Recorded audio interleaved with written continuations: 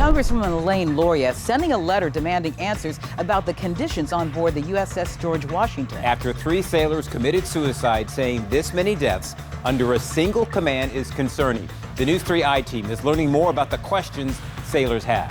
When they see 3 recent suicides, it's alarming. And it's a good time to call the Master Chief of the Navy to come talk to the crew. Investigative reporter Margaret Cavanaugh has been reviewing the transcript from a recent all-hands meeting that gave sailors the opportunity to ask questions. Margaret, what are they asking? Well, this transcript was just released. They asked about the impacts of COVID, mental health resources, and bonus pay, among other issues. 7 deaths reported in the last year, along with those 3 suicides recently that have people very concerned. Sailors got to voice their concerns to a top leader, Master Petty Chief Officer of the Navy, Russell Smith, after 3 sailors committed suicide.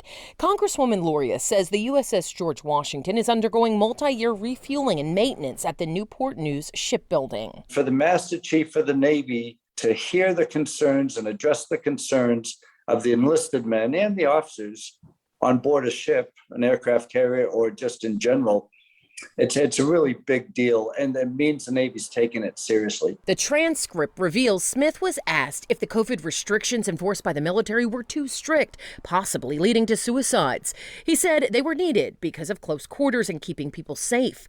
Former SEAL Don Mann says tight quarters and the COVID restrictions, along with international conflicts, are adding pressure. The Navy, they have some rough heroes, especially on the ships. They work sometimes 18-hour shifts, 24-hour shifts, and the deployments, now getting ready to go out, head toward Ukraine.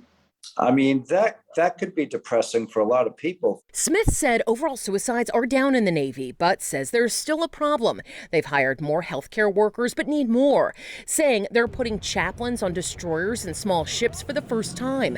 One sailor asked why chaplains instead of psychiatrists. Smith said they're hard to find. There aren't that many psychiatrists or psychologists in the Navy, and a lot of them, you don't have the supply of them to spread them out on all the destroyers and aircraft carriers. Other sailors expressed a lack of things to do in Newport News. You just want to be off the ship, but when you get off the ship, there's not anything there that entices you to want to be off the ship either.